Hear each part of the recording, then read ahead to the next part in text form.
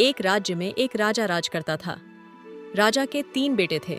अब समय आ गया था कि राजा अपना उत्तराधिकारी चुने, क्योंकि अब राजा बूढ़ा हो गया था।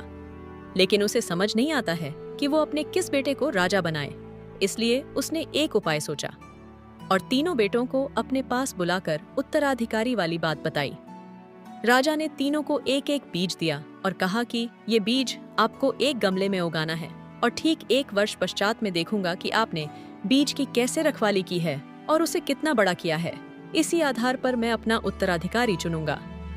ऐसा कहकर राजा तीनों को जाने के लिए कहता है। अब तीनों बेटों ने बगीचे में से एक एक खाली गमला उठाया और अपने अपने बीजों को उसमें बो दिया। तीनों ने खूब मेहनत की और बीज को पानी पिलाकर बड़ा करने लगे। 1 वर्ष बाद राजा तीनों को अपने पास बुलाता है और सबको अपना गमला दिखाने को कहता है। दोनों बड़े बेटे अपने गमले पिता को दिखाते हैं। उन गमलों में बड़े से पौधे उग गए थे। अब तीसरे बेटे की बारी आती है तो उसका गमला खाली मिलता है। राजा तीसरे बेटे को पूछता है कि उसका गमला खाली क्यों है। तब वह जवाब देता है कि पिताश्री, मैंने बहुत कोशिश की, लेकिन यह बीज अंकुरित ही नहीं हुआ। मैंने इसे वर्ष भर पानी पिलाया और देखभाल की।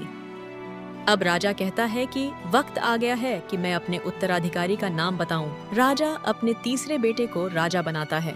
तभी उसके दोनों बेटों ने आपत्ति जताई कि पिताश्री, हमारे गमलों में बड़े पौधे थे, लेकिन फिर भी आपने इसे राजा क्यों बनाया जबकि इसका गमला तो खाली है? ये तो अन्याय है। तब राजा ने तीनों को पूरी बात बताई कि उसने 1 वर्ष पहले तीनों को उबले हुए बीज दिए थे, जिनका पौधा बनाना तो असंभव है, इसलिए तीसरे बेटे का बीज नहीं उगा। लेकिन तुम दोनों ने तो असंभव को संभव कर दिया। और फिर वह हंसने लगा। राजा ने तीसरे बेटे की ईमानदारी देख उसे उत्तराधिकारी बना दिया। कहानी से सीख, जो सच बोलता है वह हमेशा आगे बढ़ता है। समझदारी का परिणाम। विधवा विमला देवी अपनी 2 बेटियों के साथ बेहद गरीबी में जी रही थी। अब तक की सारी जमा पूंजी खर्च हो गई।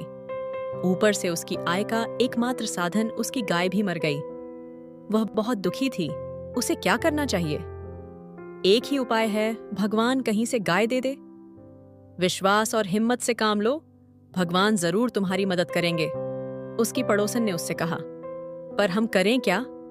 विमला देवी ने निराशा से भरकर कहा। तुम अपनी आमदनी बढ़ाओ।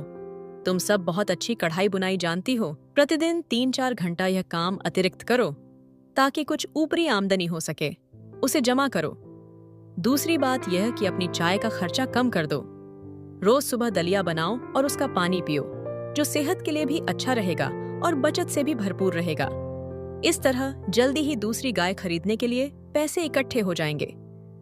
विमला देवी और उसकी बेटियों ने अपने पड़ोसी के सुझाव के मुताबिक काम करना शुरू कर दिया।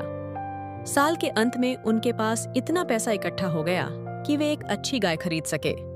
कहानी से सीख, कड़ी मेहनत, बचत और बुद्धि मनुष्य के लिए दूसरे भगवान हैं। ईमानदार लड़का। एक गांव में राजू नाम का एक गरीब लड़का रहता था। उसके माता पिता बहुत गरीब थे। राजू एक कंपनी में काम करता था।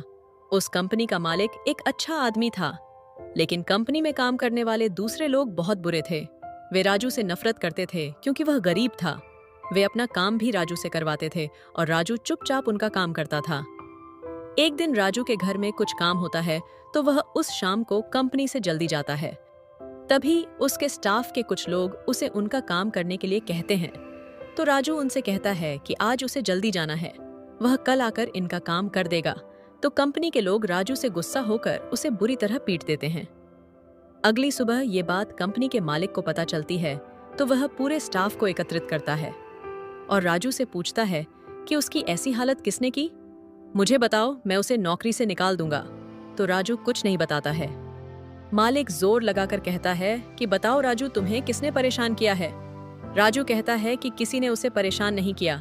मालिक कहता है कि राजू झूठ मत बोलो और बताओ क्या हुआ था, क्योंकि तुम्हारी हालत से पता चल रहा है कि तुम्हारी पिटाई हुई है। राजू कहता है कि सच में मालिक, मैं ठीक हूँ, मुझे कुछ नहीं हुआ है। मालिक समझ जाता है कि वह झूठ बोल रहा है।